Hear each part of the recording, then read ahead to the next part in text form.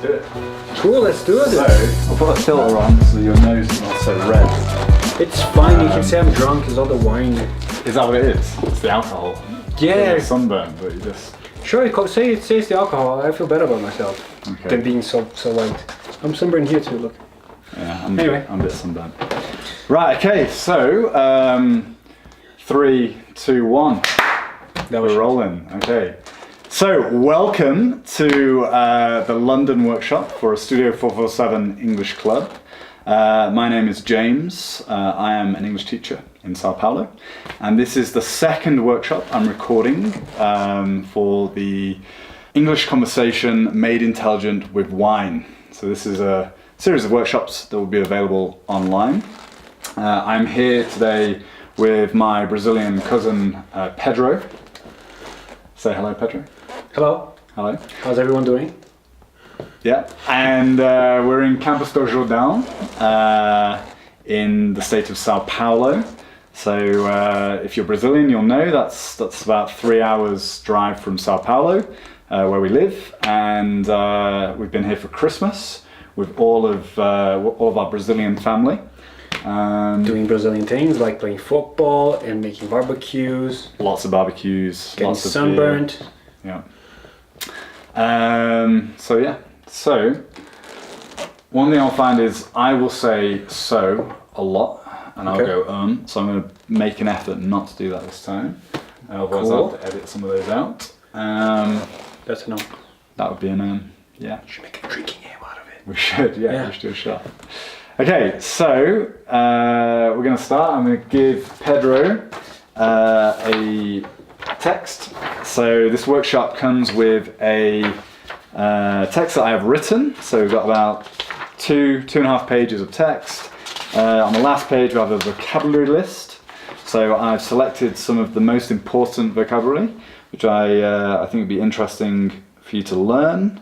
And we're going to drink some wine. So first thing I need to do is open this bottle of wine here. And I've already learned something, look at that. What's that? Before starting I already learned something, that's great. Good. So, this is Caminiere, so I'm going to bring this, I don't know if that's in shot at all, but anyway, So this is, I should really have looked at this before, this is Valle Hermoso. So this is Valle Hermoso Caminiere from Chile. So beautiful. Fantastic. Let's open it. Do it. So we have one of Pedro's antique bottle openers here. Do you want to open it? You? Sure. I think you'll need the help. I might need help. Oh no, actually. No, that one you screw the top in first and you screw the bottom one out. I'd say easy, but does the job. Okay. Open. Oh wow. So we don't actually have any wine glasses, so we've got these nice little tumblers. Okay. Cheers. Cheers. All right. Good. Is that good? Good. All right. Great. Tastes good. Amazing. Okay, so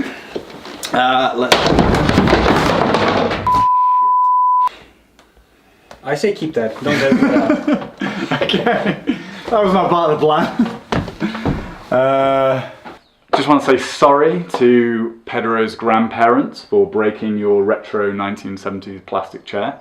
I'm not really that sorry because, well, I just leaned back on it. It wasn't really my fault. Accident waiting to happen, really. Let's start again, shall we? We're going now. Okay. Well, hang on.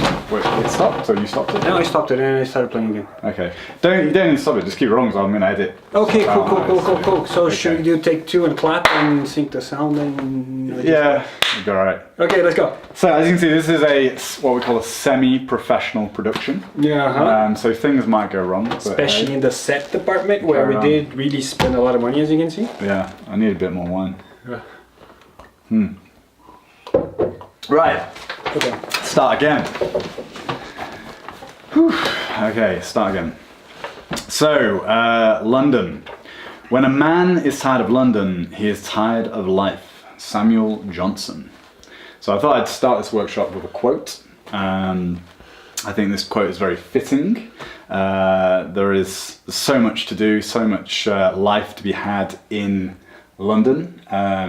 Once you got tired of doing everything, then really there is nothing else left to do, and you must be tired of life. So that's it. That's the quote. That is the quote. So we're going to have slides for this workshop as well. So occasionally I will be referring to slides with different pictures and questions for Pedro. So first question, Pedro, what is your impression of London? So I know you've lived in London. We actually lived in London at the same time. We met in London. We did meet in London, yeah.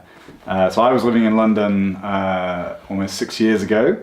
And I lived there for 2 years, and Pedro was studying. So what was your impression of London?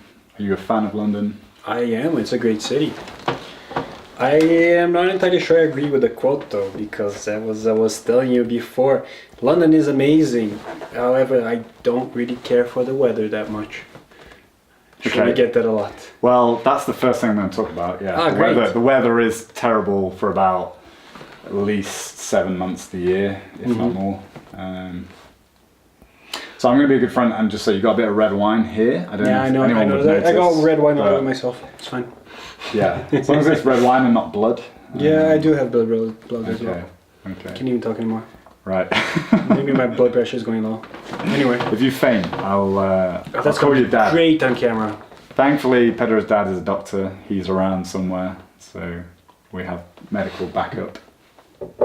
Okay, so yeah, basically you like London, but the weather's terrible. Yeah. Well, I agree completely. That's about all you can say, really. So I have a map of where London is, just in case you've forgotten. That's where London is. Yeah, that's what it is. Okay, so I'm going to read the introduction. So how this is going to work is we're going to take it in turns to read a paragraph, so you can listen to our pronunciation, and then we're going to discuss different things. So at the end of each paragraph, feel free to ask any questions or make any comments that you desire. Okay, introduction. For many people, London is sometimes an overwhelming city, with so much to see and do, and so many stories to tell, that you don't know where to start. This workshop has history, things for tourists that are actually worthwhile, and real insider advice from the locals. We'll also discuss survival tips for visiting and living in London, and last but not least, discover the phenomenon that is Cockney rhyming slang. Ooh, I have a book with all sorts of rhyming slang. Okay. We'll talk about that later. You should have brought it. Yeah, that would be a fun thing for Christmas. Now in retrospect. Okay, well, you can show me that another time. Okay, so that's the introduction. That's basically it. So if you want to read about London. With my great diction, let's do this. Okay. London is cold, wet and grey for much of the year, and it can also be really expensive. So those are the negative things about London out of the way. Good news is that everything else about London is pretty amazing. London has a population of 8.5 million people, and yet is one of the least crowded capital cities on earth. With just 43 people per hectare. Hectare? How do you pronounce that? Hectare. Hectare. Just my accent. Okay. For comparison, New York has 93 people per hectare. Hector. I have a friend called Hector. Okay, well, hopefully he's not ever lost in a hectare. We'll see. I'll tell him. Might edit that out. You might get confused. Never mind. Didn't make sense. He's gonna watch this. I'll make him. 37% of people who live in London are foreigners, making it one of the most cosmopolitan cities in the world, with a fantastic mix of diverse beliefs and cultures. Almost 40% of London is green space, with 142 parks and more than 600 public squares. Oh, and all the museums and art galleries are free. That is true, that is amazing, that's my favorite bit about London. The Tate Modern is one of the best museums in the world, and you can just go in for free. It's just beautiful. Yeah, I think that is such an amazing thing about London, is how these art galleries and museums are free, and it just makes it accessible to everybody, and it's so important, I think. And culture is such an important thing, and we don't value it enough. Yeah. So it's good. Good. It's good. Okay, very well read, Pedro. Yeah, thank you. Your English is excellent. Why, thank you. So, if you're wondering how Pedro's English is so good, you did I do live. classes with him Wow. now. Yeah, I'm doing one right now, Today. so that's gotta count. yeah, that's true. But you did live in Europe for quite a long time, right? Yeah, I did study English before I went as well. Mm-hmm. But then again, my English is far from perfect. I'm quite aware. Okay. But you lived in Switzerland Yeah, for how long? 6 years. Okay. 5.5. Okay. So pretty good. Pretty good. Okay, tell me one thing you know about London. That we haven't covered yet? Yeah. Oh, okay. I know that London. I know that you should not go to a pub in West End unless it's like one or three pubs like Jon Snow, which is a good pub. Otherwise, yeah, it's the touristy traps. Okay. Cool. I'm glad you mentioned that because I think I put Jon Snow in the workshop somewhere. You good? That's So, a good pub. Yeah, that's pretty. Okay, cool. Thank you for that tip. Okay, a little history. The history of London began around 2,000 years ago with the founding of the city Londinium by the Romans. After the Roman era, there were various invasions from Vikings, Jutes, and Angles. These invasions affected the language, temperament, and culture of the British people.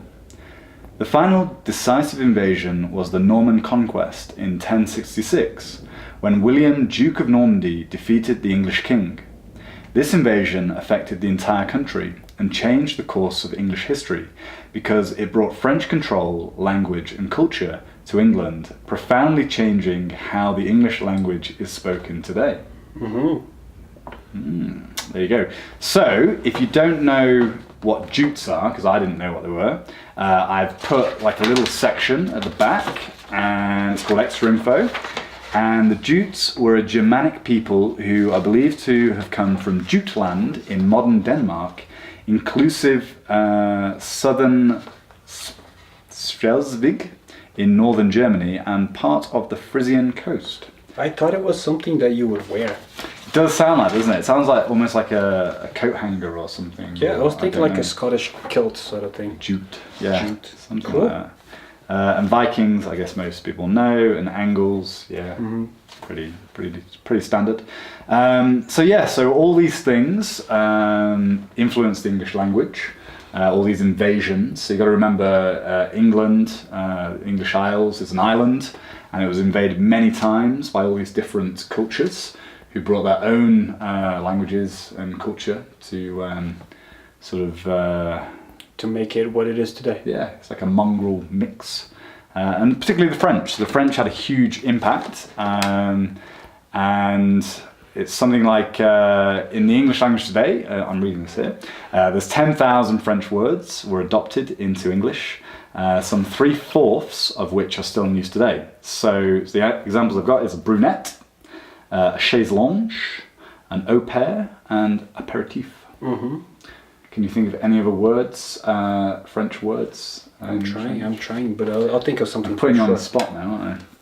No, but there's plenty that we use on a daily Well, basis. there's 10,000, so you know. So surely one of those I'll remember eventually. Okay, I'll give you until the end of the workshop. Okay, so do you want to read the next one? Lesser known facts. Lesser known facts. Fact number 1. The Houses of Parliament has 8 bars where pieces are kept cheap thanks to the taxpayer. Prices. Prices. That makes more sense. Okay, thank you. 6 restaurants. Oh, if Bars. If we have to like correct, is it alright if you just start that sentence again? Sure, yeah, that's great. Okay. Because people have got to learn from you, basically. So That's no pressure. no but, pressure, but You know. I'm feeling the pressure that I'm Yeah. not supposed to right now. Okay. Fact number 1. The Houses of Parliament has 8 bars, where prices are kept cheap thanks to the taxpayer. 6 restaurants, 1,000 rooms, 100 staircases, 11 courtyards, a hair salon, and a rifle shooting range. There you go. Now, let me ask a question, if I Yes. may. Why do you need a rifle shooting range in the Houses of Parliament? Why not have a rifle shooting range? Should be the question. That is a good... That is... So, yeah, it is a totally random thing to have in the House of Parliament. But I guess it's just for fun. I guess most of the politicians are a lot of them are from a kind of more upper class, maybe country background. They like shooting things in their free time. I guess it's just a way to let off some steam, some stress. Instead of shooting your neighbor, you shoot at a range. That sounds quite a good thing. Yeah. I think in those lines. I mean, I have no idea what it looks like, but when you think of a rifle shooting range, like you think of like in America, shooting range, like they're shooting machine guns and handguns. In England, I mean, I imagine they've got like a shotgun or something, but that would be a bit ridiculous at a shooting range. It would be amazing. So like, I don't know what type of rifles they have. I mean, Probably like really old school muskets. yeah, it's like put the gunpowder in and fire it off. It's like a little ball bearing or something. Cool. All right. Okay, so that's it. So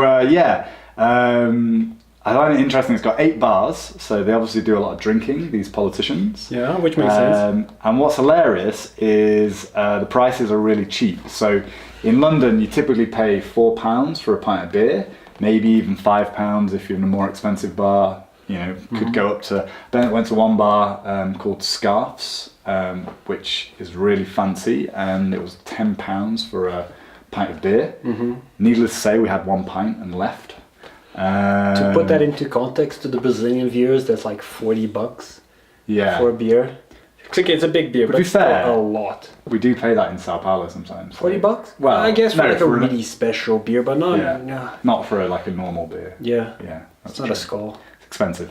But yeah, the politicians, they get their prices really low because the taxpayers are subsidizing their beer. So, Politics. yeah. Should we go on? Yes, fact 2. Fact 2. Cock Lane, near Holborn Viaduct. Didn't get its name due to any associations with poultry, but because it was the only street to be licensed for prostitution in medieval times. Now, I used to date a girl that lived right by Cock Lane, and that was a bit of a ongoing joke with us. I never actually thought it had something to do with prostitution. Really? So you've Yeah. actually been to Cock Lane? Yeah, a few times. Really? Yeah. way. Yeah. So I just included this because it's a funny fact and it's a play on the English language. So, cock is basically. Would you like to explain what a cock is? No, it's fine. You can do So it. cock is a slang word for penis, right? But it's also a male chicken. So, but you use like galio. But yeah, male chicken. Sure, like you would say a chick for a pinto. Yeah. Okay. There you go. There we go. Yeah. I need more wine for this. Yeah. So, and poultry, if you're wondering what poultry is, just means like birds in general. So like, you know, chickens, ducks, any sort of agricultural bird typically. So yeah, so this was allegedly licensed for prostitution in medieval times, and hence the name Cock Lane, which it's still there today. Great. But I don't think there's any prostitutes there. I haven't seen any. No, well, you would, yeah, you've been there, so yeah. Okay, moving on. Moving on. Fact number 3. London buses were not always red. Before 1907, different routes had different color buses. Okay, so did you know that? No. Okay, so that's an interesting fact. So It is. when you go to London, all the buses are red, and I didn't know this, but before 1907, they had different colour buses for different routes, which kind of. That's a good thing as well, because then Yeah. you can see which route is coming from a distance. It seems like we've gone backwards, really, Yeah. and everything's gone red. It's So, branding. It's all to do with branding. Ah, Boris yeah, Johnson. Clever. Fact number 4. 1,265 billion people. So 1.265 billion. Okay, so it's not 1,000. Or you could say 1,265 million. Yeah. Cool. Okay, let's start that over then. Or just say what you want. 1.265 billion people. No. 1.265. Okay. See, I'm learning. I'm learning. That's new. So when you have a point, you can't say fraction? 265. Yeah. You have to when say it's- 265. Yeah, you have to say spell each number individually. See, I never knew that. That is like genuine learning right here. Okay. Well, then Like I'm not calculating. charging you for this. So. Well, this you're is welcome. definitely got my money. Plus, I got wine. It's wonderful. This is great. This is the best course. More than 1.265 billion people use the London Underground, also known as the Tube, every year. That's slightly more than the population of India. No wonder it's so hard to get a seat. Yeah. Yeah. I have to agree. So that's basically a lot of people on the tube. Really, it's just during rush hour, so around 9 o'clock in the morning, or 8 to 9 in the morning, I guess. About 5, 6, 7 p.m. at night. It's really, really full. Just gets packed. Yeah, you get people like squashed in like sardines. People kind of cough on you and sneeze on you. It's not very nice. People ignore you. Like the weird thing about the tube in London is some people, they don't want to make eye contact. So in Sao Paulo in Brazil, people are pretty friendly. You look at them, they'll smile back at you, they'll acknowledge you. In London, I think it's because of the bad weather. In the winter, people just don't want to acknowledge. They just you're look there. away. Yeah, you're like literally like this close to someone, and they're just like. Yeah, that's a bit ignoring you. creepy if you do that. Like, I can understand. But not like. I think not, even in Sao Paulo, if you do that, people not you get leaning into a in, fight. but like if you're like just squashed in the tube. The tube is a very good service, though, compared to Sao Paulo or even Paris. That the tube is a bit messy. Cool. Should we go on? Let's continue. Yeah. Fact number 5. More than 1,000 bodies are buried underneath Aldgate Station, a plague. Yeah, Aldgate. Aldgate Station. I'll start over then. More than 1,000 bodies are buried under Aldgate Station, a plague pit built in 1665. Okay, very good. So a plague was sort of like in the 1600s. Killed a lot of people in London. The Black Death, I think that's the one we're referring to. And they just had so many people die that they had to bury them quickly, and they just dug a big hole and threw 1,000 bodies in, and That's reassuring. yeah, and they're still there today. Great. So if you ever take the tube, think of that. Yeah. Great. Well, is Aldgate Station open as a tube station? I don't know. I don't know. I hope not. Yeah. Or well, if it Having is, this information, I hope not. they're buried underneath, so it doesn't really make a difference. But yeah. Okay, so that's fact 5. Done. So, do you need to take a break at all, or? No, I'm good. Okay. I need to fix my glasses because they keep sliding because of that. Okay. Do you want to fix your glasses? Or? I'm done. Okay. Done. I got blood all over your curriculum. I'm sorry about that. That's for you to keep, Pedro. Good. You can take that home with you. Oh, great. I I'm will. not going to reuse that for another lesson, don't worry. Are you sure? Because Yeah. I mean, this is quality blood, right? Well, People pay good money for this. you can give it to a friend if you want when you finish. No, I don't want colognes on myself. One is enough. Okay, so where are we up to? I was going to say something then, but I can't remember now. I think it has something to do with what's written on the screen. Okay, well let's continue then. Mm-hmm. Another sip of wine. I will too. Okay, so the next section, let's go. Things for tourists that are actually worthwhile. Okay, so for this one, it's quite a long one, so I suggest we take it in turns to read. So I'll read the first one, and then you can do the next one. So, the London Eye. This is really touristy, but you have to do it.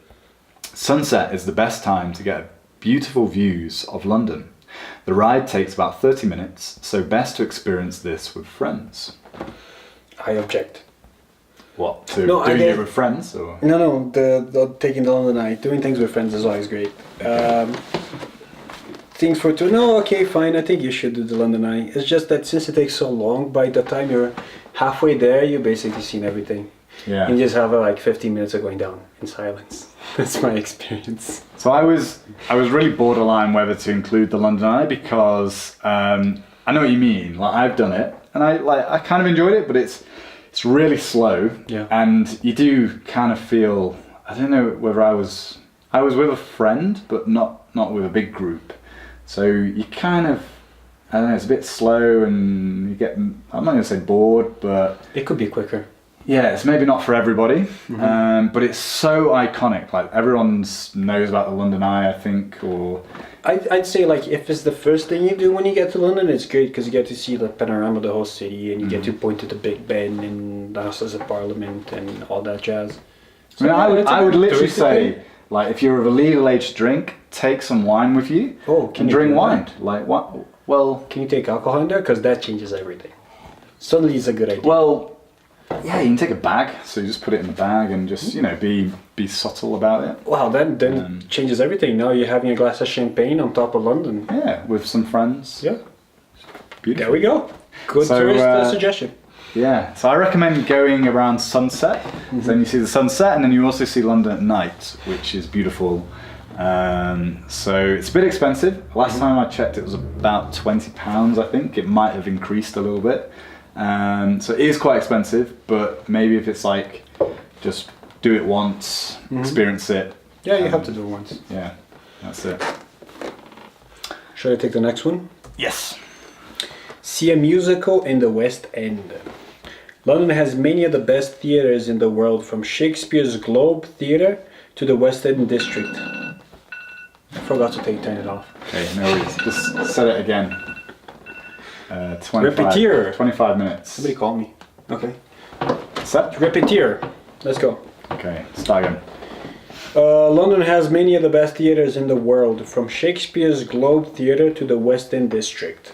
There are always great musicals showing every day, but if you get a chance to check out Hairspray, which my cousin James Sutton has starred as a lead role. Okay. So Ooh. for the benefit of FREYA, if she watches this, FREYA. it's FREYA, yeah. FREYA. Yeah. FREYA. But I think I'm missing an A, so I Frey. should probably add that. I've spelt my own cousin's name wrong. That's Just pretty pretend bad. you didn't and it was my mistake and it's all Okay. right. Okay. Yeah, it's my mistake, Goodbye. Freya. I'm sorry. I misread your name. She won't mind. Okay, so yeah, lots of great musicals in London. So the Shakespeare Globe Theatre. That's Hairspray. Yeah, so hang on. Yeah, the There we Shakespeare Globe Theatre was literally where Shakespeare's plays were performed back when he was alive. And it's still there today. It's been refurbished, and I've never actually been myself, but I have friends who've been, and it looks amazing. I have. It's a really good show. It like the plays happen every day, more than once a day, and they're quite cheap. I'm not gonna say prices because I could be completely wrong, but I remember them being really cheap, and you just go in and watch the play. It's good fun. Cool. And is it sort of Shakespeare style plays, or Yeah, as far as I know, it's only not Shakespeare. no modern? Okay. As far as I know, I mean, there might be different ones in special occasions and whatnot, but as far as I know, it's Shakespeare, Okay. which makes sense. Cool. So where I have been is to the West End. So there's loads of different theatres there. So you can pretty much just show up, get tickets for something. And my cousin Freya, this is a couple of years ago, she was the lead role in Hairspray. That's her there. So very proud of her. And yeah, I kind of enjoy going to musicals. I've been to a few in London. I saw the Book of Mormon, which That's a is fun one. I enjoyed very that. fun. Yeah. So I saw that in the West End. What else? Oh yeah, I was going to say, so I have a German friend, Bjorn, and he absolutely loves musicals. He's sort of addicted. And every year he goes to London for a week, and he sees normally about 10 different musicals in 7 days, which is pretty intense. That's quite a hobby. Yeah, so quite an expensive hobby as well.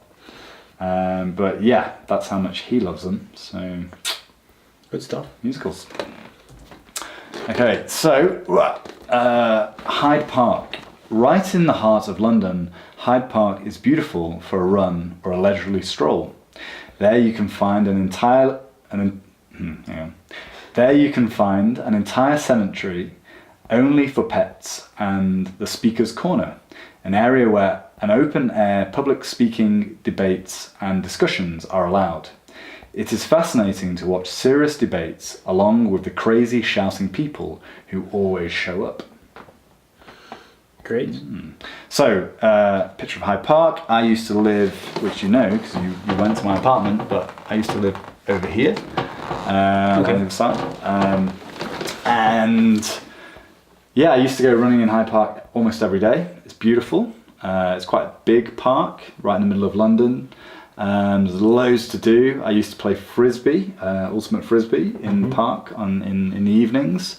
In one corner there's a pet cemetery, which I thought was quite different. And the Speaker's Corner. So one corner, basically on Sundays, if you go there, there's people stood on steps or on a box, and it's free speech. So you can talk about whatever you want. So there's someone talking about politics, there's someone talking about religion, there's a crazy person shouting about the devil. There's like everyone there, and you can just walk past, you can listen to them, you can debate with them. So it's quite interesting. I used to run past and I'd stop and watch people a little bit. I remember the Speaker's Corner was one of the things that surprised me a lot.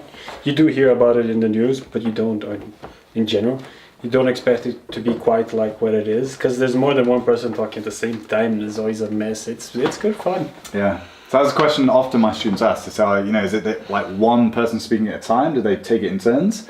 And the answer is no. Like typically, you go there, you might see like 20 people all speaking, and they're sort of like in a row, spread across like 200 meters. It's a big place as well. You expect it to be like a tiny corner. It's not. Yeah, it's big, and they're just shouting and trying to be heard, and so it's good. It's worth checking out. Cool. Okay. I'm taking the next one then. Yes. Jack the Ripper tour. That's the Hyde Speaker's Corner. That's it. Jack the Ripper tour. Jack the Ripper is the infamous and unidentified serial killer who targeted female prostitutes in 1888. You can discover the mystery of these brutal murders in many old pubs with a walking tour to the cobbled streets of the East End of London. Okay. I've never done that tour, but people say really good things about it. I don't know how I feel about it. There's also a ghost tour, which I don't know if there's any relationship. Yeah. So I've never done this tour either. However, the reason why I'm recommending it, and you think like, I should have really done this myself if I'm going to recommend it to everyone. But I had a student in Sao Paulo, and she writes horror stories. Like she's published books. Okay. And yeah, she's kind of fascinated by Jack the Ripper. She went to London for a month. This is a few years ago, I think. And I sort of introduced her to all my friends, and she went on this tour. She said it was amazing. And I kind of love the idea because you get to learn about some history of London, but also you go to a lot of pubs. So you get to see traditional pubs, drink a lot. Sounds like a lot of fun. It does. So, it really does. Yeah. So I am going to do this maybe next time I get to London. Cool. Yeah. Call me. Let me know. Okay. Sex shops of Soho. Soho is a fashionable district of London with upmarket restaurants, bars, pubs, vinyl records, and lots of sex shops. This neighbourhood has a big gay scene, but is increasingly being taken over by trendy architects, designers, and marketing companies. Check out Soho and have a beer in the Dog and Duck pub. So I'm sure we've met in Soho for a few drinks. Like typically when we go back to London to visit family, we go to Soho, we go to the Dog and Duck pub, for example. We call all our friends who live in London, get them to come. And it's just it's a cool neighbourhood. Traditionally it was kind of like it's not a red light district, but it was more of like sex shops and it was a big gay scene, still kind of is. But increasingly now there's just architects and marketing people taking over. And last time I was there, one of my friends I studied architecture with, his architecture office was literally like above this pub. And It's a good place to be. yeah, it's a cool place to work. So. I really like the restaurants in Soho. You can get like some seriously good food for not that much money. Like I can name a few, but that's gonna take most of our time. So let's just go on. Yeah, I mean, there's just loads of cool stuff in Soho. Last time I was there, I saw these like boutique shops. There was like a t-shirt shop, and they just sold like boutique t-shirts. And there's some music shops as well. With instruments and vinyls and. But I was impressed because, like, you know, these t-shirts, they weren't even that expensive, but they were pretty cool. I think I know what you're talking about. I think I've been there. Okay. I think because I love food, right? I think right in front of it, I was going there once, and this girl was making like fried grilled cheese sandwiches with different colors. It was so weird, and she would mix different things into cheese. So she would have like a green grilled cheese and a red grilled cheese. And yeah. Did you have a grilled cheese? No, but it was fascinated by the color, just all the colors. Attracted by the colours? Yeah. Yeah. Okay. Well, there's lots of colour in Soho, so check it out. Good point. Okay. Ah, I love this one. I'm going to take a sip as well. In honour of Gordon's Wine Bar. So, Gordon's Wine Bar. Opened in... I'll start over. See, that's the wine talking. Opened in 1890 and situated next to the River Thames. This is one of the best places in London to enjoy a glass of wine with a selection of cheeses at the end of a long day. You can sit in the candle-lit cellars or outside on the private pedestrianized street. Okay. That's a difficult word, pedestrianized. Pedestrianized, yeah. Yeah, so Gordon's, I love it. Actually, the person who introduced me to Gordon's was Rosanna. One of the first things I did when I went to London, I stayed with her for a day or two before I set up my housing. And she took me to Gordon's. And it's one of my favorite places to this day. Yeah. So Rosanna Hosanna is my wife, Pedro's cousin. She's Brazilian as well.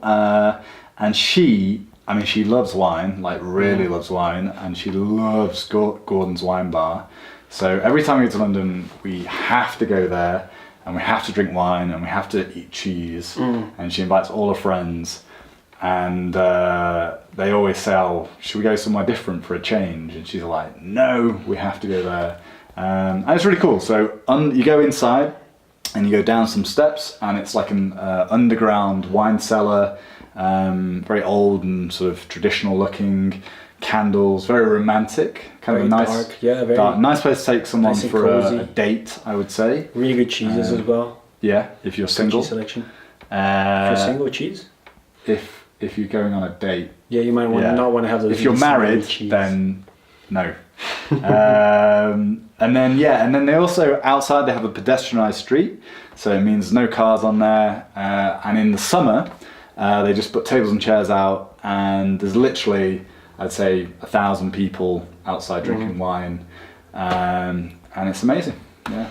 And across the river, you get like the embankment, and what is it called? The Royal Festival Hall, I think, with all the little restaurants and stuff. I'm just going to agree. I don't know, but that's where That's where I graduated. That was my graduation party. Okay. So what we did was we came to Gordon's for a drink right after.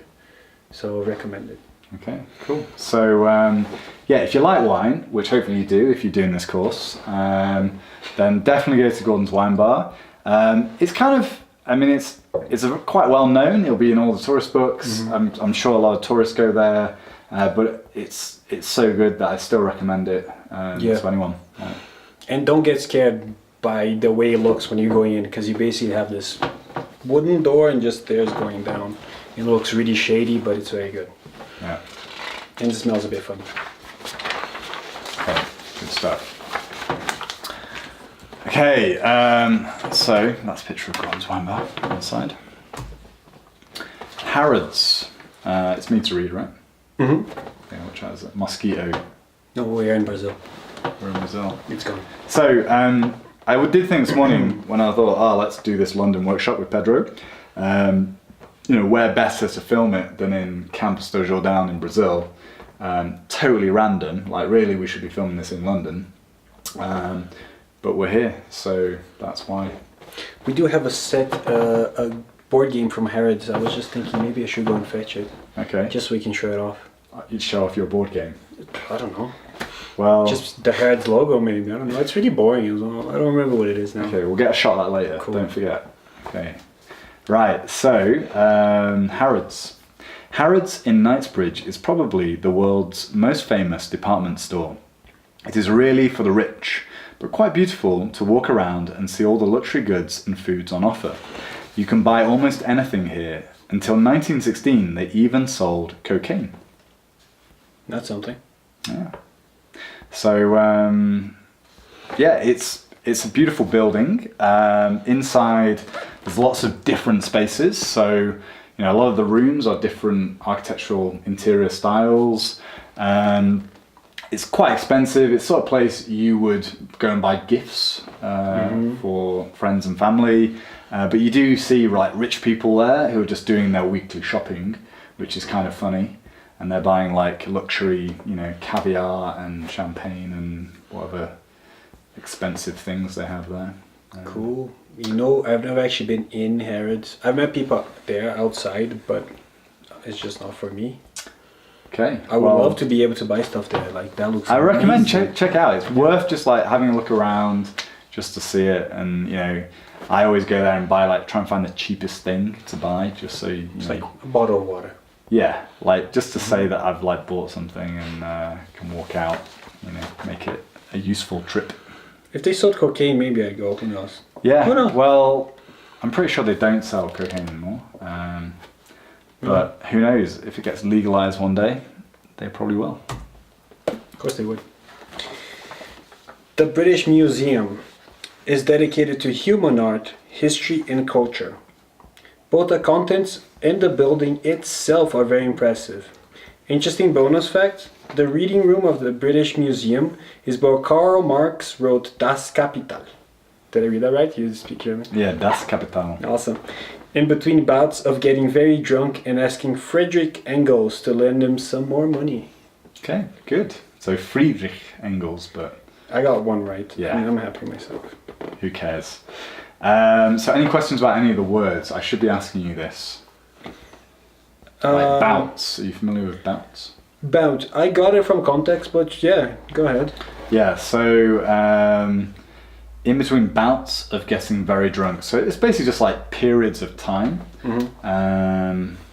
Yeah, so I think it'll be in the vocab, so there'll be a longer definition. Check it out. But yeah, the British Museum is kind of an amazing building.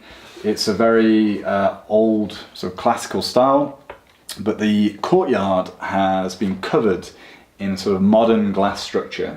And when I was studying architecture, one of our professors was talking about this building, and he was saying that the roof, the little glass triangles that you see here, every single one is a different size and dimension. So it was designed on a computer, and each one had to be placed in exactly the right place, and so it's quite an impressive structure to see.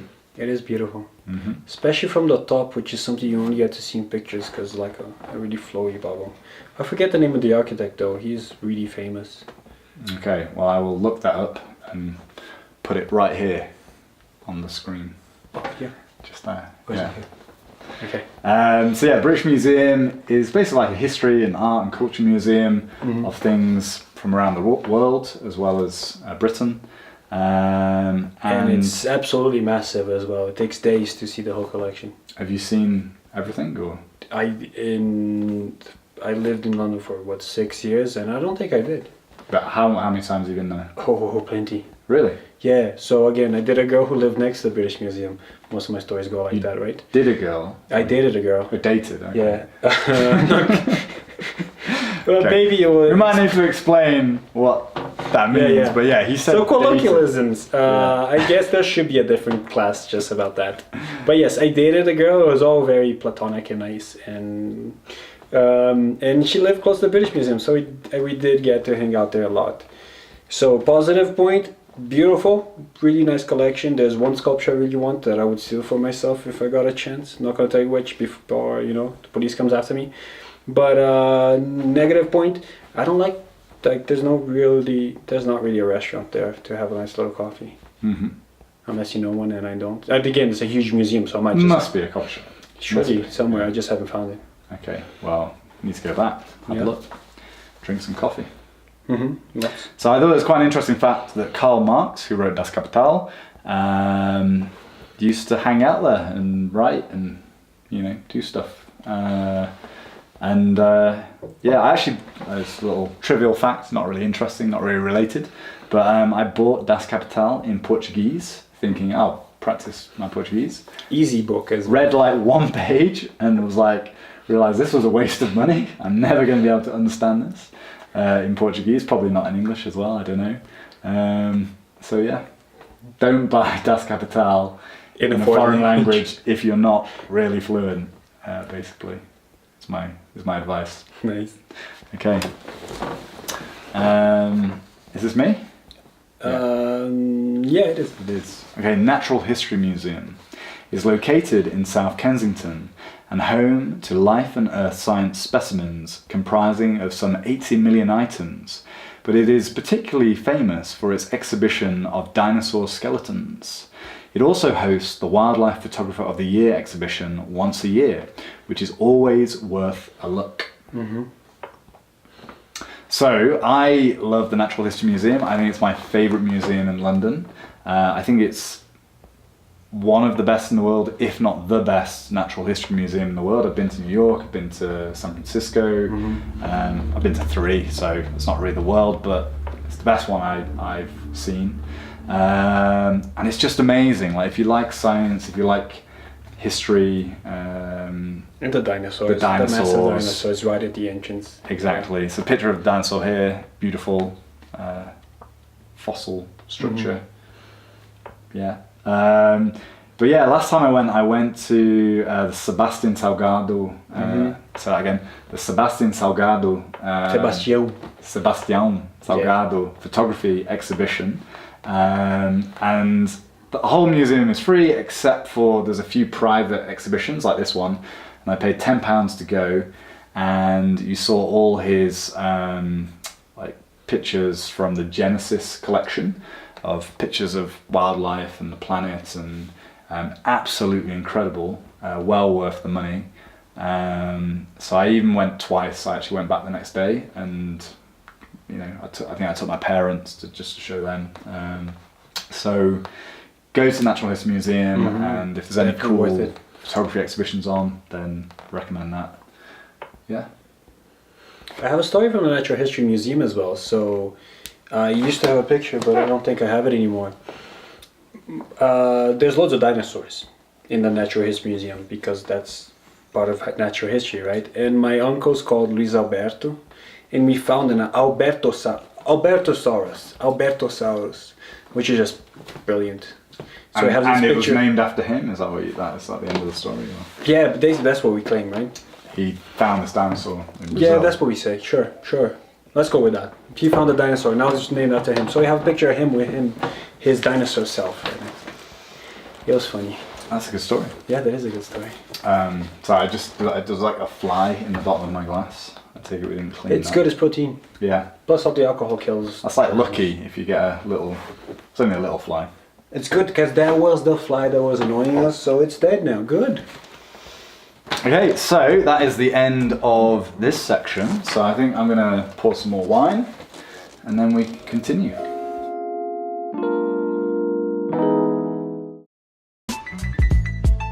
Nah. Okay, here we go. Let me just restart the thing before it goes off in the middle of us talking. I wonder who called I've got pins and needles in my leg, Pedro. Oh, it's because you don't have a backrest. Wait a second.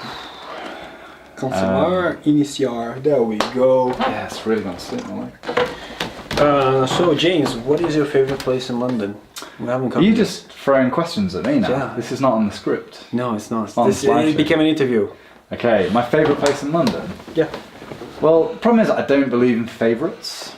It's like saying like, what's your favourite wine? Like, I like a lot of different wines. I couldn't pick a favourite. But if I could pick a place in London that I really like, well actually it's this section, this next section. So. Oh, maybe this was a segue. Yeah. Maybe. So insider tips from Londoners. So in this section, it's basically all the tips that tourists don't know about, And these are tips from me, some of my favourite places, and my friends basically. So I asked a lot of my friends who live in London, to give me ideas. So they shared some of their favourite places. And really this section is about things that you will probably never have heard of, that I'm going to recommend to you. And they're kind of what locals do. What locals do. So these are what my friends in London do, in their free time, at the weekend, whatever. Great, let's have a look. So yeah, let's go. Should we get started? Yeah, so do you want to do... Forza Win. Well, no, I'll do Forza Win. Cool, because I don't know it, because I wouldn't know what I'm talking about. This is one of my favourite places. So Forza Win is the hottest ticket in town for a place to eat. As a disclaimer, I should mention that this belongs to a good friend of mine. But genuinely, Forza Win is one of the most popular places to eat amongst Londoners who don't want to pay a fortune for good quality food. Located in a warehouse in Peckham, they create awesome Italian cuisine using seasonal British ingredients. Everyone sits at long tables where guests are encouraged to socialise with each other. That's amazing. I have to say, I lived in Peckham. I don't know this place, but there's so many nice places like this. I wish I knew it, because I bet it's amazing. So they've only recently moved to Peckham. So originally, this started off on a rooftop of a building, and they built a brick oven to make pizzas. And they did this illegally in this one summer, and it was so successful that they then opened another space somewhere else, and you could only go to it if you bought tickets online. So they had very select nights, and they were always full, and sometimes they'd have live music. But it's just a different atmosphere. And recently they moved to Peckham, and there's so much sort of demand that they've now opened as a normal restaurant. They're open every day. Paying taxes. Yeah. Paying completely taxes, legal. Yeah. And it's just really cool. So one of my best friends, a good friend, Bash, Sebastian, he created this. He started, I think. I didn't say think, he did start it, but with some friends. And yeah, it's just a very sort of unique experience. You sit at long tables, you might be sat next to a stranger, so the idea is you talk to them, and Bash says that 95% of people get it, or 99% of the people get it, but every now and again you get the odd person who just doesn't understand what's happening. Yeah, it's why are there other people sat at my table? And Peckham is the place to be if you want to be have these edgy different experiences. It's a great place. Definitely off the tourist routes, because it's hard to get to, and it's frankly a bit scary to get there. But yeah, I want to know this place now. Good. When you say it's scary to get there, is Peckham safe now? Because to give you a bit of historical context, in the 1960s, it was a very poor neighbourhood, and probably relatively dangerous, I think. I don't know about dangerous, but it certainly wasn't a place where people would go walk to around. eat out. And but now it's an up and coming, trendy place, right? Yeah, so again, I lived about 6 years in London, and I think half of that was either in Peckham or Camberwell, which is just 2 minutes up the road. And I don't think it's that bad. I have seen people fight on the street. I think I heard shooting once, which is not nice. But we live in Brazil, we're kind of used to that, I guess. Okay, is that an excuse? Pedro, you're know. really not selling Peckham. Okay, because my friend's restaurant's there, and what he says is of course it's safe. It's totally safe. No, it is safe. Again, I lived for years there, and it's fine. I never got mugged. I never got stabbed. I think bear in mind that's anecdotal, right? Because anywhere in London, okay, obviously there's some nicer neighbourhoods and some less nice neighbourhoods. Yeah, anywhere in London. But anywhere in London, than... it's a big city. Anything can happen. Sure. You are probably more at risk of getting pickpocketed in the West End than in Peckham for sure. And it's not like you, as in people somebody steal your stuff when you're not looking. Yeah. And then again, you only get into trouble if you're looking for trouble. So if you're looking for trouble, Peckham is the place to go, I guess. Right. See, I'm telling you. Okay. And I mean, there's amazing restaurants, and there's some good clubs, and there's this really cool pool bar that we used to go all the time to. I really like Peckham. I think it's my favorite place in London to like live. It's just a vibrant neighborhood. So there you go. Pedro says his favorite place in London.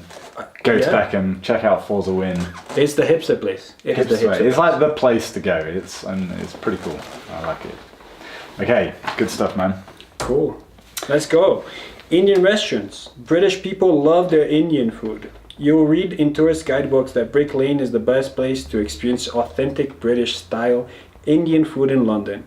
But according to the real locals, this is not true. Go to Tooting, where the Indian community live, and try an Indian restaurant called Lahore Kahari. Good. Or alternatively, I would recommend my local Indian restaurant called the Sundaran The Sundarban in Queen's Park, that I swear is the best in London. The interior is nothing special, but the food is incredible. I feel the best restaurants are the really like low-key ones, where you look from the outside, it's like, this is just whatever, and then the food is very authentic and very nice. Yeah. So I mean, I used to live in Queen's Park, which is sort of northwestern London, near Notting Hill on the Bakerloo line. Mm-hmm. We were looking at it in the picture. Oh, yeah. Hyde Park. Yeah, but that was more like Bayswater where I was pointing That's to. true. But yeah, Queen's Park, and it had this Indian restaurant that's been there for like 20 years, family run, and you go inside and it looks terrible. Like the interior, it's got like this wallpaper that looks like your grandmother's living room, but like most Indian restaurants are like that in London. Like not the special ones, obviously, but that's kind of the standard ones. But the food is incredible. So, I mean, totally recommend Indian food. It's one of the most popular types of food in England, ironically. And yeah, typically, people go to Brick Lane. That's what's famous. That's terrible. Yeah, so Pedro's saying it's terrible. I've been there a few times. It's for tourists. Yeah, you got to be careful because it's so touristy that some of the restaurants are terrible, and tourists go there anyway, so they don't have to be that good. But one of my mates in London, he said, definitely go to Tooting. So that's where a lot of the Indian community live. So he reckons the best restaurants are there. I've never been to any Indian restaurants in Tooting. I have been to one in Hackney that an Indian friend took me once, and that was very good. Indian food in general is very good, even takeaways. Yeah, so I mean, I love Indian food, and it's one of the things I miss most while living in Brazil, because it's virtually impossible to get a good Indian here in Brazil. Like we have a few Indian restaurants in Sao Paulo, and I go there, I eat there, I enjoy the food, but at the same time I'm kind of thinking like I could probably cook a better Indian myself at home if I had the ingredients. So there's just not that big a community in Brazil. So there's an idea for a workshop, Indian cooking. Well, yeah. It's kind of a niche one. So if anyone's into Indian cooking and you want to learn English, he's on Twitter. Let's do it. Yeah. Okay. Next one. I'm gonna try every time I say can you slap you? Yeah, probably don't slap me, but just point at me or do something. Okay. I'm gonna make a real conscious effort not to do that. Borough Food Market is a huge food market under the railway lines at London Bridge. This place is full of mouth-watering artisanal food. It's a great place to grab a bite to eat on a Saturday. Sunday is closed. And buy that was not it, sorry. And buy some fresh ingredients to cook at home. Mm-hmm. So, have you been to Borough Food Market before? Oh yes, many times. Yeah. So it's really good. It's beautiful. It's just a beautiful place. It's kind of under a railway bridge. Mm-hmm. It's not that big, but there's a lot of different stands there selling different types of food. And you can eat while you're there. So typically you buy something to eat while you're there, or buy some ingredients to take home. And you can take the 343 bus that takes you to Camberwell, 2 minutes away from Peckham. Okay. So Yeah. on Tekken is the your way place. to Forza Win, Uh-huh. you can go. So yeah, definitely go to Borough Food Market. It's just a great place if you like food, and everyone likes food. There's a lot of competition to be there, so the quality is very high. I don't know if they have it anymore, but they used to have this Turkish delight shop. So I imagine like a stall, right? It's a stall in the market, but with Turkish delight, and that's all they do. Hundreds of different types. Is Just Turkish delight. yeah, delicious. I don't actually like Turkish delight. Oh, you would if you tried that one. All right, I'm going to do that. Yeah. And if it's not good, I'm going to call you Yeah, text me. and complain. And I'll come and I'll show you otherwise. Okay. All right. Oh, I like this next one. Ronnie Scott's Jazz Club. A basement club with late night jazz. It is a great place to see some of the world. Whoa. Start again. What? What did I do? You said late night jazz? It's late night bar. Oh yeah, it's true. It was also late night jazz. Well, that's true. You weren't wrong. But I feel like I can't be able to change it afterwards. So I'd have to rewrite the I see text. what this is. So. Okay. This is going to be on the screen. They're going to be reading this text. You can just type it in differently, you know? No. Fine, let's do it. Too much work. A basement club with a late night bar. It is a great place to see some of the world's best jazz and blues musicians. This is where Jimi Hendrix gave his last ever public performance in 1970. Okay, Now, good. English question for you. I just wanted. So this was where, but it doesn't matter. This was where? What did I say? Maybe you actually said that right, and I just. I think it's the wine talking. Yeah. I have an English question for you. Yes. So it says, it is a great place to see some of the world's best jazz, right? And I know that's right, but when would you say it's, and when would you say it is? Well, you can abbreviate it to its, if you want. It's just, I mean, as this It's is like just- an English workshop, I don't like to abbreviate. Okay. You're doing it properly. Yeah, I guess it's more of colloquial language. So in spoken language, you'd say it's. But when you're writing, it's kind of lazy to do that. Like, I see. You know. So learn the right way. Yeah. Cool. It is. It is. Anyway, see, I said you can point at me. Ronnie Scott's is amazing.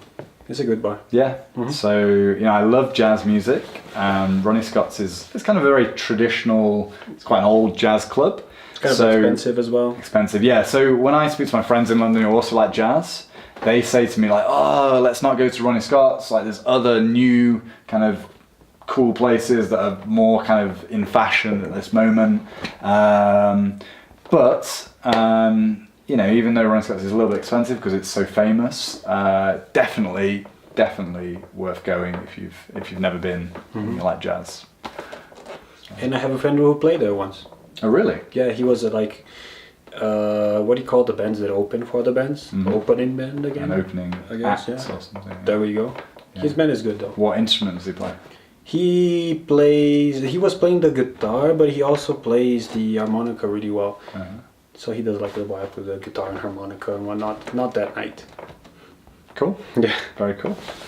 I don't have any friends who've played at Ronnie Scott's Jazz Club, unfortunately. But you have a family who stars in the West End musical. That's true. That's true. Yeah. It all evens out. Yeah. Okay.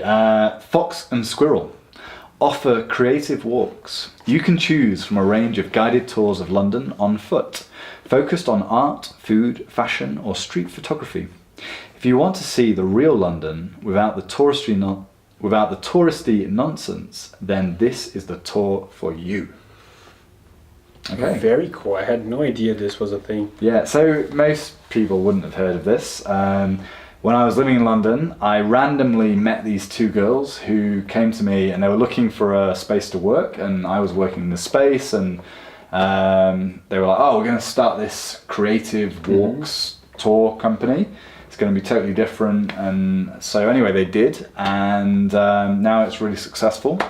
And it's really cool. So if you're a tourist and you want to see London, but you don't want to go on one of the touristy guided walks, which probably terrible, really. I mean, not terrible. I'm sure it's but they're fine. But see the obvious bits. yeah, like just go to all the like normal, tourist destinations and landmarks. Whereas this is, they have different themes. So if you're into photography, if you're into fashion, if you're into food, they'll take you to sort of like unknown places and show you a normal side of London. I think it's really cool. Cool, very cool. So yeah. Okay. Awesome school. Next one that I don't know. Intelligence Squared is where you can watch some of the world's sharpest minds discuss the most interesting and current issues through live debates. If you like TED Talks, then you will love Intelligence Squared. They debate questions such as, would the world be better off without religion? Should we eat things that have a face? Should anyone be allowed to work anywhere? Okay, so I haven't even started watching it and my head's already spinning. Should anyone be allowed to work anywhere? As in traveling? Like if I want so it's like a world without borders. Okay. So live and work anywhere. Well, in this case, work, right? Mm-hmm. But yeah, these are the sort of questions they debate at Intelligence Squared. So basically you pay to go, you sit in the audience. They have, say, 2 panels of experts, one for and one against a question, a position, and they basically debate. And what's really cool is at the start, they ask the audience to vote. So you kind of vote at the beginning and they say, have a percentage. And then after the debate, you have to vote again. And they see how many people have changed their mind, how many people have been influenced by the debates. So it's really cool. And if you're familiar with TED Talks, it's kind of similar, but in this format, interactive. It's debating, and but it's for people who like sort of to discuss interesting topics and. And where do they take place? Because I don't recognize it from the picture. So Hosanna has been to this, so she's the one who really recommended it to me, and I'm gonna have to ask her to check. But we walked past the building, and I'm sure it is near Piccadilly. Okay. But I'm pretty sure I'm wrong actually now. Anyway, I'll have to find out. Pretty central anyway. I'll find Good out. as a tourist sort of itinerary. Yeah, we'll have a look. So, so I recommend going. Yeah, sounds really good. It's cool. So, what do you think? Should we eat things that have a face? No, we did some today. Yeah. I think we should eat the face just because that's kind of meat. Otherwise, fine. Yeah, so we've kind of been eating a lot of meat this past few days. Yeah. So I guess we say, you should eat things with a face. But I think it's, if you don't want to, that's fine too. Yeah. Yeah. I like eating, so I'll eat anything really. Yeah. It's my hobby. Fair enough. Okay, it's me to go. Mm-hmm. Okay, the BFI South Bank. Next to the Thames, the British Film Institute is a cinema specialised in classics, independent and non-English language films. It has 2 great bars, one full of sofas, a relaxed atmosphere and a second-hand book market outside. South Bank is considered the most vibrant arts centre in London. South Bank. So, this is a really cool place to go if you like films, or just for a drink. So it has 2 bars. And they're really good. They're really good. We've been there for drinks many times. They've got loads of sofas in one of them. It's just a nice atmosphere. And I always kind of mention this to my students because I actually met my wife there.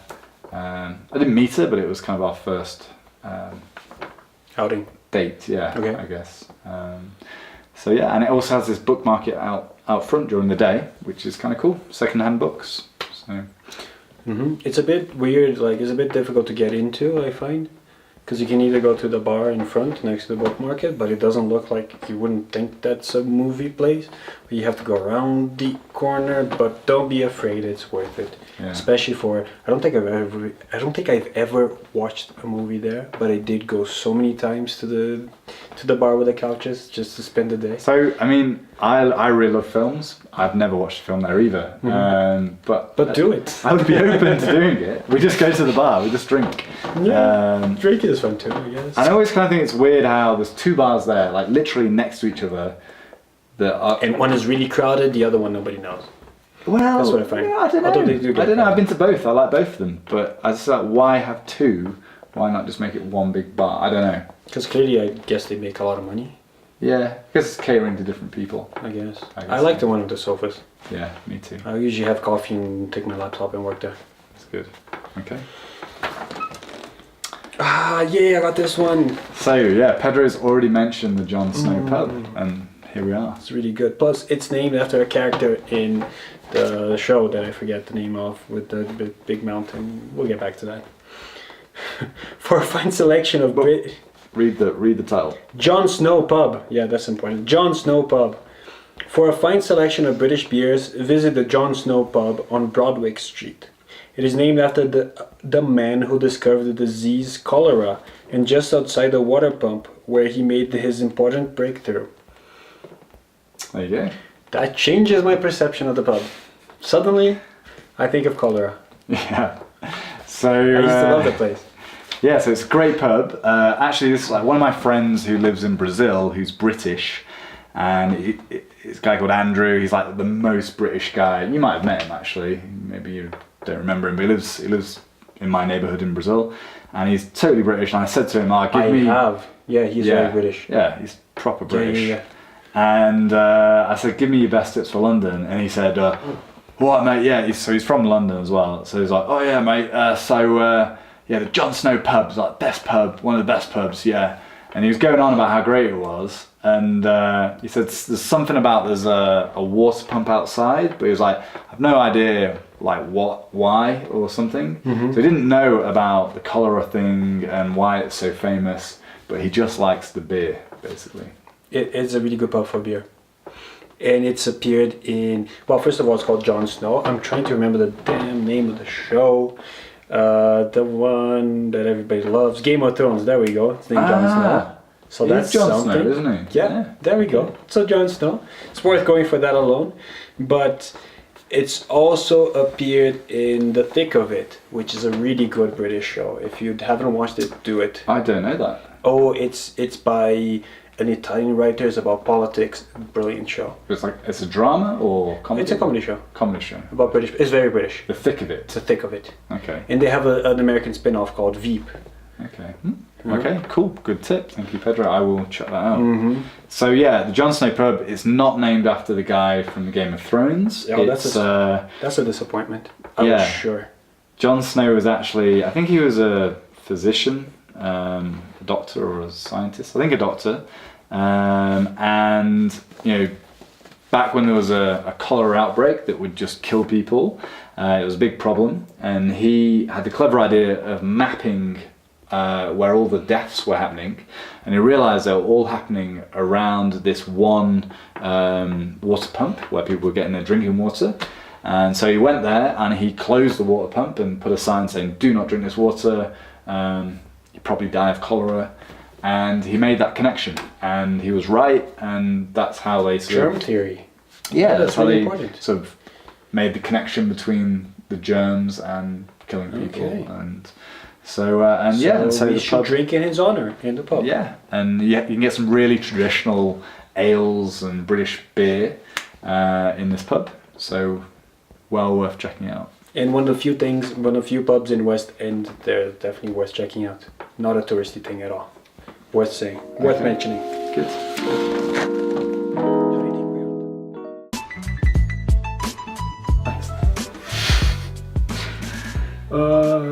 For the viewers out there, I ordered a pastel for my brothers who are gonna get it in town, and I'm just thinking that's been like an hour ago, so it's probably not edible anymore. It's a shame.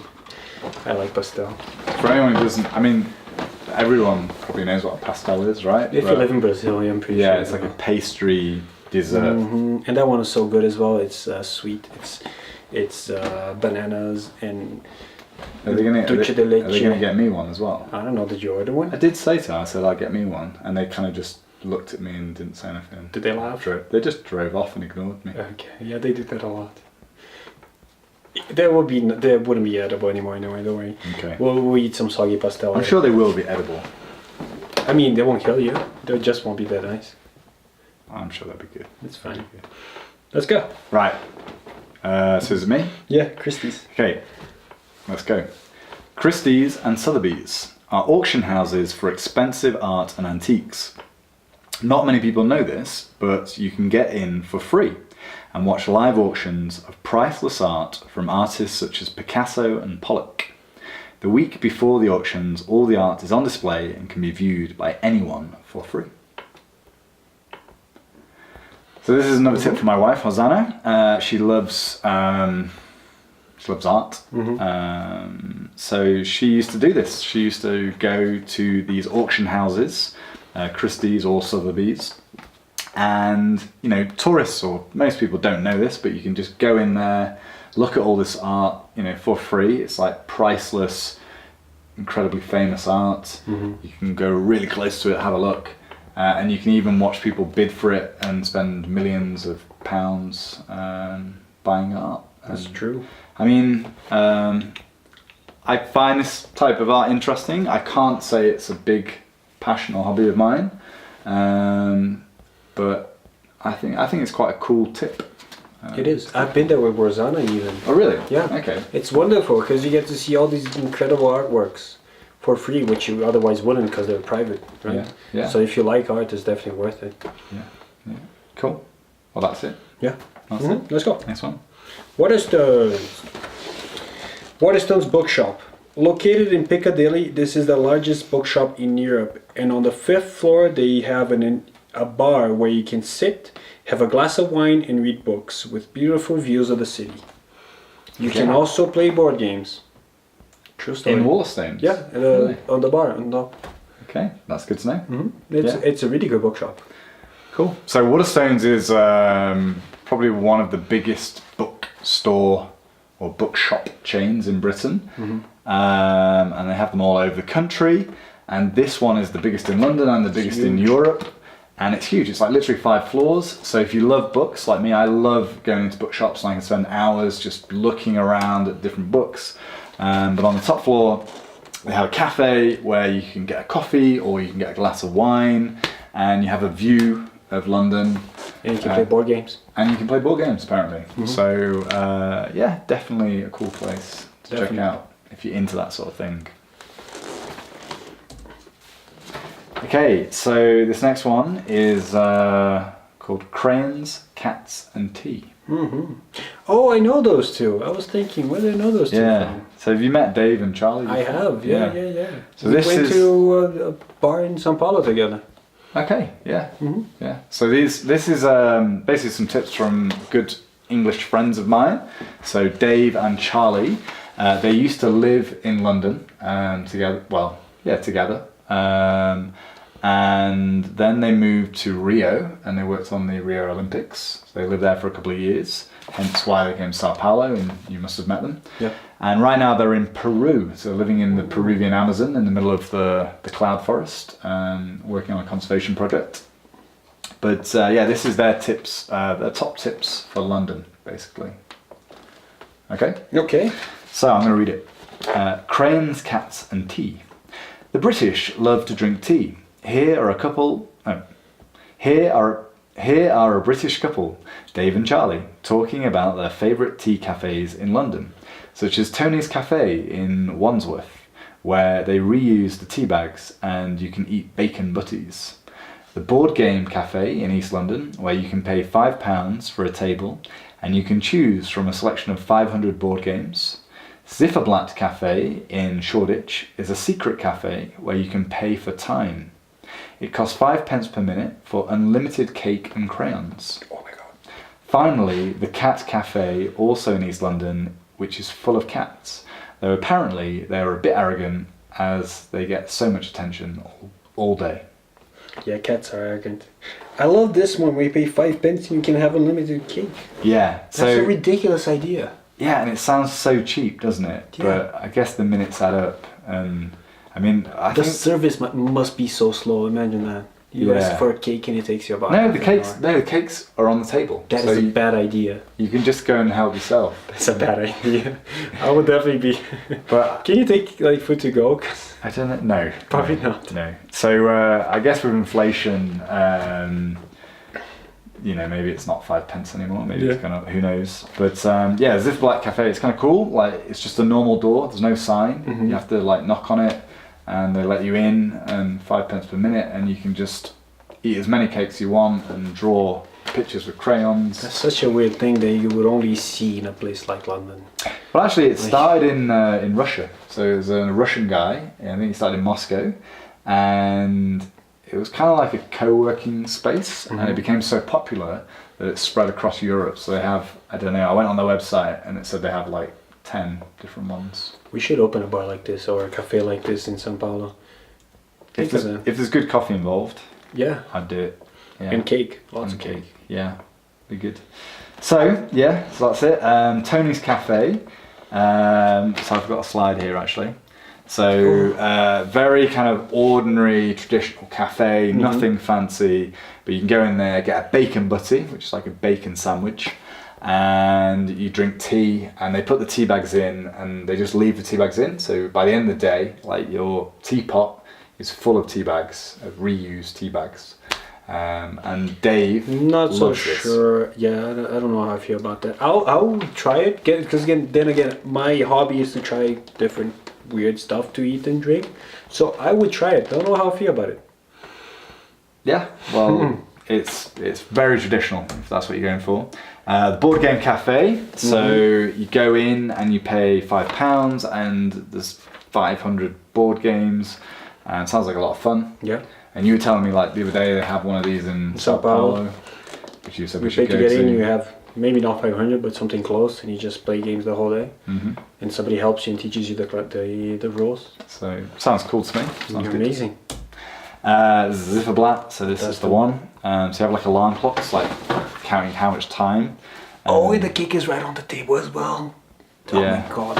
So Dave says the clocks don't even work, but yeah. Just a reminder that time exists. And this is the cat cafe. Yeah, I'm not so keen about that one. Yeah. My friends, like, especially female friends, they love it and whatnot, because cats.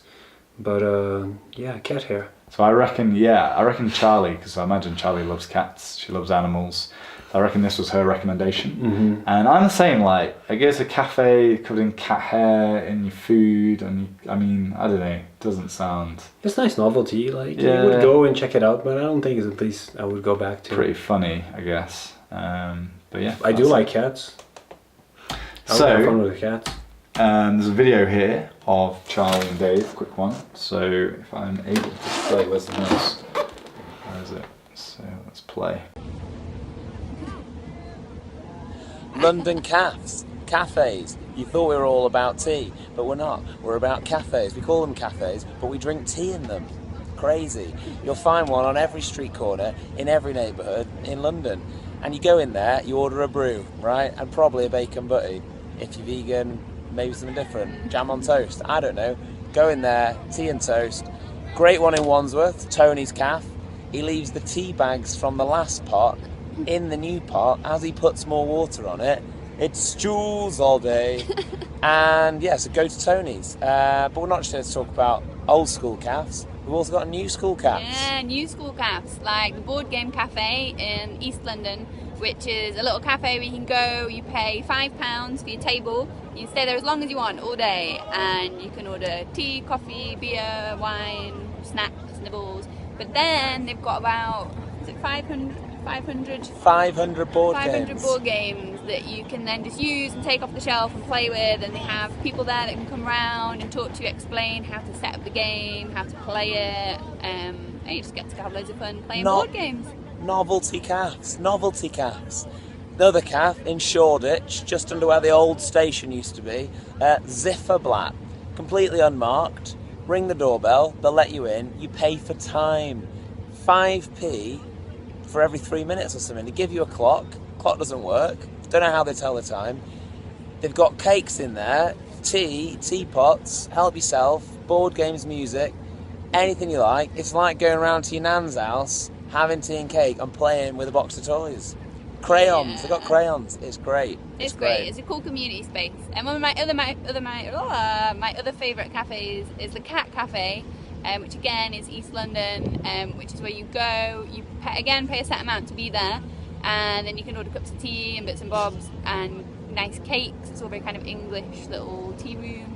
And then there's loads of cats there that just hang out with you, and you can stroke the cats. You can play games with the cats. They're all a bit arrogant, the cats in there though, because they get played with all day and they don't really want your attention, which is a bit annoying. But still a great place to hang out.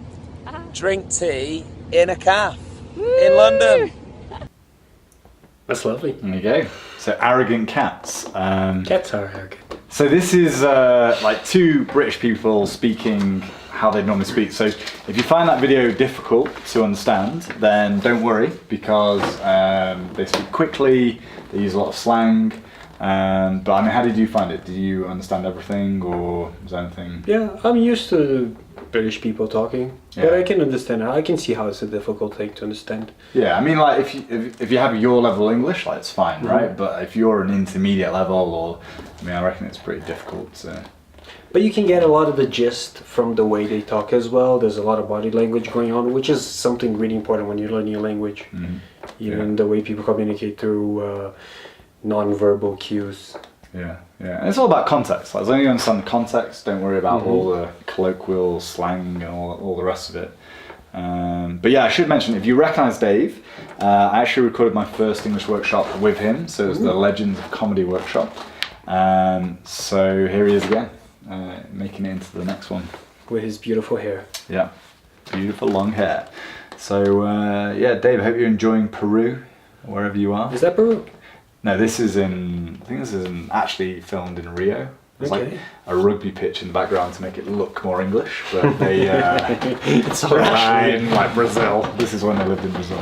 Yeah, they're actually Chinese as well, but we don't talk about that. Okay, so, done. Oh, wow. So this is a woman who looks like an oyster card. She really does. So I was looking for a picture of an Wonder if oyster I still have card. the oyster card in my wallet. I used to for a long time. It wouldn't surprise me if it's still here, but go on, keep How long have you lived in Brazil for now? It's just a memento. I have a bunch of weird shit. I'll show you. Okay. No, I don't think it's in here. So anyway, I was looking for a picture of an oyster card to show my students. I have a $1 coin. Because I've never seen a $1 coin. It's always usually bills. So as soon as I found one, I kept it. I didn't know they had $1 coins. Yeah, look. Okay. And I should have Interesting. a Cuban peso in here. There it is, and a Cuban peso, which has got a cook. I'm sure the people doing the London workshop will be loving this Cuban and Completely- American coin culture. Yeah, it's a tangent, but no oyster card it seems. So no oyster card, right? Well, that's that's a disadvantage. Pedro's wallet with no oyster card in. We can edit that out. It's fine. Nah, it's all right. So anyway, as I was saying, I was looking for a picture of an oyster card to show my students, and you Google it, and this was what I came up with, which I thought was hilarious. The best one. Brilliant, absolutely brilliant. Okay, all right, I need to read about this. So, your turn to read. Yeah. Okay. Survive in London with an oyster card. The cheapest way to get around is to get an oyster card. You can buy credit for this card that allows you to use all public transport in London. There is a daily cap, which means it limits how much you have to pay each day. For example, if you stay in zones 1 and 2, then you will pay no more than £6.80 for unlimited travel all day. You can also buy a weekly or monthly pass that works out to be cheaper. Okay. Very good. So just to add some information, like nowadays, you don't even need an oyster card Just because pay with your card. yeah, Contactless if you have a card. debit or credit card, Or one of the cool phones that do it as well. yeah, or a cool phone. So a debit or credit card or a cool phone, you just literally touch the machine, and it will automatically charge your card, and it works just like an oyster card. So they have a cap So at the moment, it's £6.80 for unlimited travel all day in zones 1 and 2, which is really cool. So you're just traveling around, you're doing like say 10 journeys in one day. Instead of charging you like 30 or 40 pounds or whatever it would be, it caps it at a certain limit. Yeah, it's like buying a daily pass, but with a discount. Yeah. So if you're going to be in London for, you know, a week at least, I recommend getting an Oyster card or using your debit card. Can foreigners use debit totally. card? Okay. Oh no, debit cards I don't know. I would imagine if your debit card is international, I would imagine. Yeah. Must be. One thing about the Oyster card that I found out fairly recently is that the credit does not expire. So if you have an old one and still has some credit in it, chances are you're gonna go back and it still works. Yeah. Because I found I went back to England like 2 years after I left, and I got my Oyster card out, and I was gonna top it up, and they had money. I was like, I love it when that happens. It's like great. It's like you just got finding, free like, money, It's like finding a £20 note in your pocket. right? It's Oyster. Amazing. So yeah, that's an Oyster card basically, and you can also get sort of more specific travel cards. So if you're going to be there for 10 days and you know like exactly where you're going, like you can maybe get it a little bit cheaper, but otherwise just get an Oyster card. I think one thing that's worth mentioning is the zone system, because I don't think we have this on. Yeah, I don't think we have this in São Paulo as far as I know. So London has different zones for the tube. I don't think the buses, tube and DLR, I don't think the buses have zones. Okay. I might be mistaken. know. I might be mistaken. I think buses. I don't think they do as well, because it's harder to control, isn't it, on the flow. buses. Either way, I don't know. the Oyster card is gonna work. Oh, So, parar. Swap cards. swap card. Whoa, we're filming. So where's the card that we filmed on? I don't want to lose that. No, I swapped them, so it's in slot 1. It's still there. Right. But you actually have to swap it round. I'm sure there's a way to do it in the settings, but I'm not gonna fiddle with that now. It's gonna take longer than just But swapping. it wouldn't record over it, right? That's... No. No. No, I don't know. I don't know. Okay, right. So going back to, so you're explaining the zone. So we just switched the memory card and camera because we ran out of space. It's a little cut. Yeah. Nothing to do with us spilling wine. That didn't happen. That didn't. What didn't happen? They don't have to know the truth. It's fine. Okay. All right. Didn't happen. Anyway, so you explain about the zones. Go. Oh yeah, so basically London has different zones for the tube. The further you go outside the city center, no, that's not true. If you change zones, if you take a tube that goes through more than one zone, you pay a bit more because it's a longer journey. So here you can see in the this map, you have zone 1, 2, 3, 4, and 5. Chances are as a tourist, you're not really going to go outside zone 1 unless you're going to the Cat Cafe in No, Shoreditch. you might go to zone 2. Or so, Beckham, which is zone 2. Yeah, well, 1 and 2 typically. But that means you have to pay a bit more. Unless you take the £6.80 in a day and then it's a daily pass, and that's fine. So yeah, when I go to London, I typically get like, well, I just use an Oyster card or use my credit card, but typically stay in zones 1 or 2. But my sister has now moved out to Twickenham, which is zone 5, which is really far out. But she, like, yeah, she goes into London all the time, but you pay a bit more basically. Yeah, it's a longer journey, makes sense. Yeah, logical. And if you're taking the tube to go to Heathrow, I think it's on 6. Yeah. Which is much cheaper than taking the Heathrow Express, another tip. Takes a lot longer as well.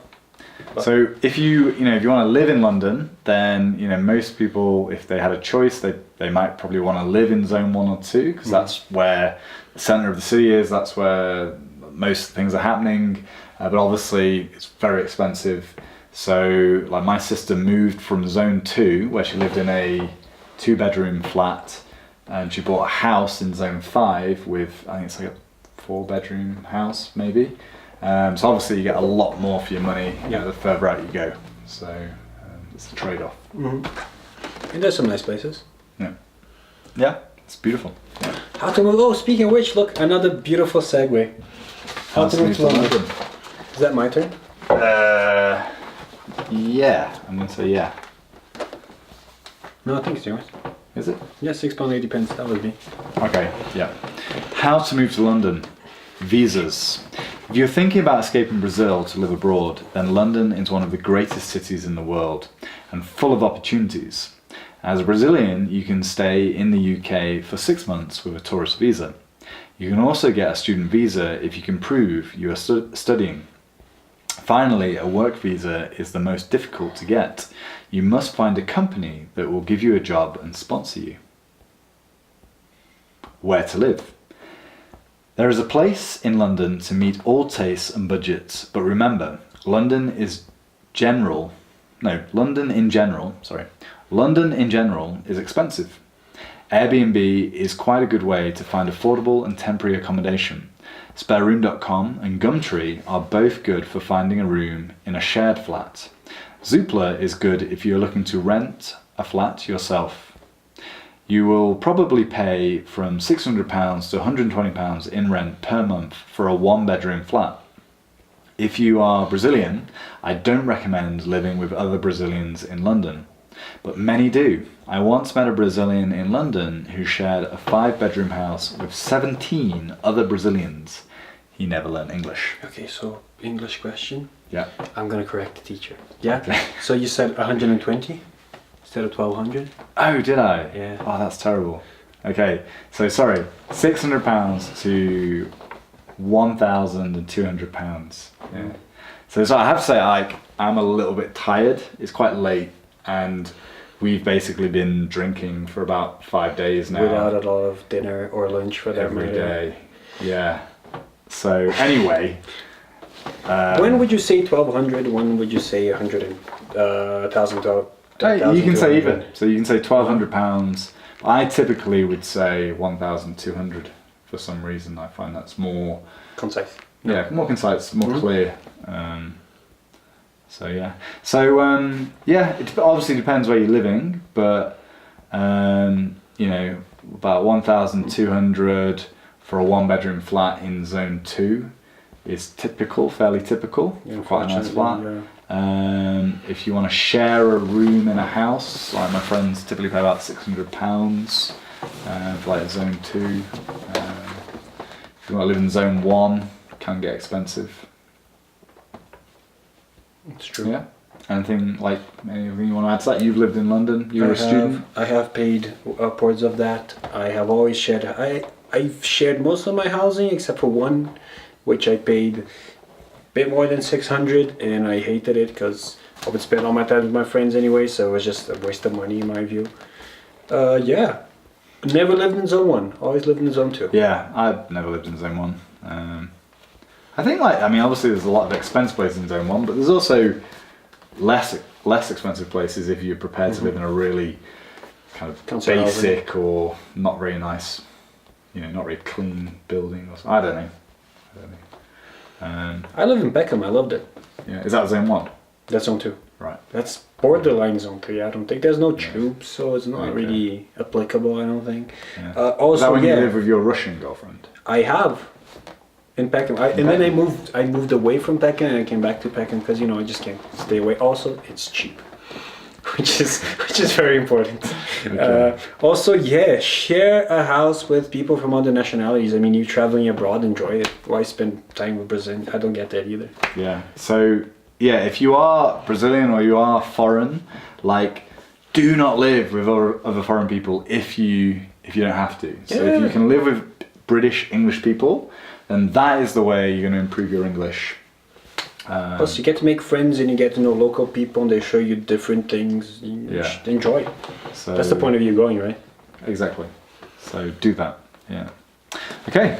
Okay, last one. So, question. Would you like to live in London, Pedro? I would go back in a heartbeat. Yeah. I said I was a bit tired of the weather and whatnot, but I would definitely go back. Yeah. So would you, James? Yeah, I love living in Brazil. I love Sao Paulo, but in terms of big international cities, I mean Sao Paulo is a big international city, but really you've got London, New York, Paris. These are the mega cities with connection to culture and cutting edge design, which is what I love. And so much to do, bars and restaurants, yeah, pubs, and that's just the drinking, not to mention all the other stuff. It's just yeah, you know, like you can't really compare Sao Paulo and London because they're just, you know, it's apples and oranges. They're totally different. But yeah, like if I had the opportunity to live in London again, I definitely would. It's a great city. Yeah. It's unanimous. Yeah. Okay, Cockney rhyming slang. Yeah, so this is mine, and this is a difficult one. So let's see. This is a challenge. So, Cockney rhyming, that's a fantastic start. Anyway, Cockney rhyming slang. Cockney rhyming slang is a form of English slang that originated in the east end of London. Rhyming slang works by replacing the word to be obscured with the first word of a phrase that rhymes with that word. For instance, face will be replaced by boat because face rhymes with boat race. Obviously, I mean, yeah. Similarly, feet becomes plates, plates of meat. That's what it rhymes with. And money is bread, a very common usage from bread and honey, which means money, apparently. Yeah. So, dog and bone, phone. So let's see, dog. Let me think. Okay, wait. So if you're confused like Pedro, do not worry because when I first read to be this, confusing, right? Yeah, it's meant to be confusing. That's it. That's the best example. So, or best explanation. So, yeah, this is like super advanced because not only is, I mean, it's not that the language we're using here is difficult. It's just it's so confusing, and yeah, Cockney rhyming slang basically started from sort of criminal class in the East End of London, and they didn't want policemen to know what they were talking about, like their criminal activities. So they created this code, this rhyming code, their own sort of like colloquial language, and that's how they speak, and it's still very much in use today in London. So for example, here's some examples. So you've got dog, which equals dog and bone, phone.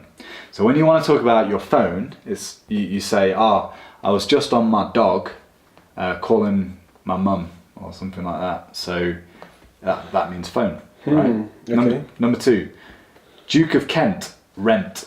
So Kent rhymes with rent, so Duke of Kent, right? Number three, trouble. Trouble and strife, wife, okay? So Plus wife, trouble, I guess. yeah, so wife equals trouble, and yeah, strife, wife. Strife means like trouble as well. Number four, China equals China plate, mate. So you say, I'm just going down the pub with my China, I guess. So I'm not from London, right? So I'm from near Manchester. I grew up on a farm near Manchester. So like even for me, like Cockney rhyming slang, I wouldn't say I know it. I've just heard different things, you know, over the years. Number five, baked bean, queen. Okay. So if you want to say I had baked beans in China, you would say had the queen in my mate. No, wait, the other way You could, around. but that would make no sense. But you could say. Yeah, it's the other way around. You could say I just called the baked bean on my dog and bone. Okay, yeah. So you call the queen. No, on was your that phone. right? This is so confusing. I'm confused as well. Which way does it go? Is it left to right or is it right to left? Yeah, that's true, isn't it? Anyway, no, I just called the baked bean on the dog. On the dog and bone? Yeah, that makes sense. On the dog. On the dog. Yeah. Yeah. I don't know, man. We need a Cockney here to explain it to us, don't we? Oh man, let me take. Let's just watch the video. So I've got a video here. So let's go. I'm gonna reach for my mouse. This is like coordination skills, right? Jam jar, Bristol Cities, Frog and Toad, skin and blister. Farmer Giles, Bang on for the day. a ginger beer. It's not something we're conscious of, do you know what I mean? Well, rhyming slang started by a way of keep the police out of your affairs. for a way so London guys could talk their dodgy business. We only use the first part of the language, right? The first part, the rhyming part, is there really and truly for a teaching purpose. I kind of only use them in jest. They have no idea what the bloody hell I'm talking about. Mince pies, Dog and Bone, pony and trap, a Ruby Murray, plates of meat, I'm going for a Brad. Dicky Dirt, cock and hen. Apples and pears. Rosie Lee. A doily cart. Right, worry and strife or trouble and strife. A Richard III. You might get called a Burke, which is short for Berkshire Hunt. Rubber dub. A Vera Lynn. Pig's ear. A Jimmy Riddle. 2 and 8s. Bristol Cities. I'm not having no more of this pony, mate. Yeah. Okay, I love how they all are in a pub. They're all in the pub, yeah. That makes sense. I guess that's what people in the East End of London do. They go for a drink after work. And they talk in rhyming slang. Cockney rhyming slang, yeah. Okay. So a Cockney, we should point out, really, because it's quite important, is someone from London, right? Typically from the East End. So if you're from London and you've moved there and you live there, then you're a Londoner. But if you're born there, you're a Cockney, basically. Okay. I thought it was just for the East End. Like, I think it's more, it's more for the East End. Yeah, but like if O2 area. yeah, but I'm from Manchester, so if I meet someone from London, I'll call them a Cockney, whether they're from the East End or not. Like, you know, but probably, I mean, strictly speaking, East End. So yeah, so that is it. That is the end of the London workshop. That was a very difficult subject to end on. It was, yeah. Especially after all the wine. It just got super advanced at the end. So if you're intermediate level and you found that like just didn't understand a word at the end of it, don't worry. It's confusing even for difficult. us. Yeah. That's it. That's it. That's it. So yeah, that's it. We've got some sources on the last page. So if you want to check out any of the recommendations we made, you can go on to the links on the website and check those out. And that's it. So thank you very much to Pedro. Amazing. That was me bowing. That was you bowing. Good. Yeah. So anything you'd like to add about London? No, it's a great place. You should visit. You should live there. Yeah. That's it. So. Okay, well thank you very much for watching. Because I feel that's very important to It is very important. So if you are of a legal age to drink, then I recommend you drink some wine with this workshop. It doesn't have to be this coming year. And it's not sponsored in any way. It's not sponsored in any way, but it is good. It's good. If you can get hold of this, we fully recommend it. It's very nice. But yeah, otherwise just get any wine that you like or any sort of beverage. Preferably don't call it a beverage, that's American English. We call it just a drink in England. And that's it. And have fun. Have fun. Okay, thank you.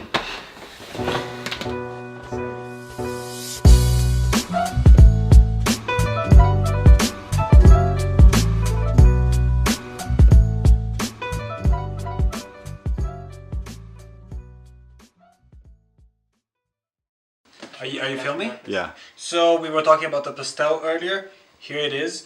Don't mind the name. It's a different story altogether. But anyway, look at this beauty. Oh wow, that's one piece of delicious That's beautiful. banana in That's dulce beautiful. de leche. Okay, well let's get someone to film us eating it. We need this because we need the sugar after all this filming. I'm gonna edit that out, Pedro.